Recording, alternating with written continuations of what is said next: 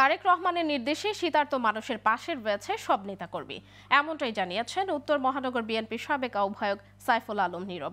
রোববার রাজধানীর হাতিরঝিল এলাকায় ছাত্র দলের আয়োজনে কম্বল বিতরণী অনুষ্ঠানে প্রধান অতিথির বক্তব্যে তিনি একথা বলেন। তিনি জানান, বিএনপি গণমানুষের দল, যারা দেশের যে কোনো সংকটে জনগণের পাশে থাকে। সারা দেশ জুড়ে শীত বাড়ছে, তাই শীতার্ত মানুষের পাশে দাঁড়াতে তারেক রহমানের নির্দেশে সব অঙ্গ সংগঠনের নেতাকর্মীরা রয়েছে। সেই ধারাবাহিকতায় এই আয়োজন বলেও জানান তিনি।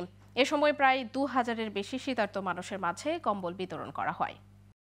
তার নির্দেশে কিন্তু বাংলাদেশে বিএনপির প্রতিটা নেতাকর্মী জনগণের পাশে গিয়ে তাদের সেবা করার জন্য কাজ করছেন। এই উপলক্ষে আমরা আমাদের এলাকায় বিভিন্ন এলাকায় শীতার্ত লোকজনকে আমরা কম্বল দিচ্ছি। আমরা ফ্রি মেডিকেল মাধ্যমে আমরা ফ্রি চিকিৎসা এবং ঔষধের ব্যবস্থা চেষ্টা করছি। আমরা জনগণের পাশে আছি, জনগণের পাশে থাকবো।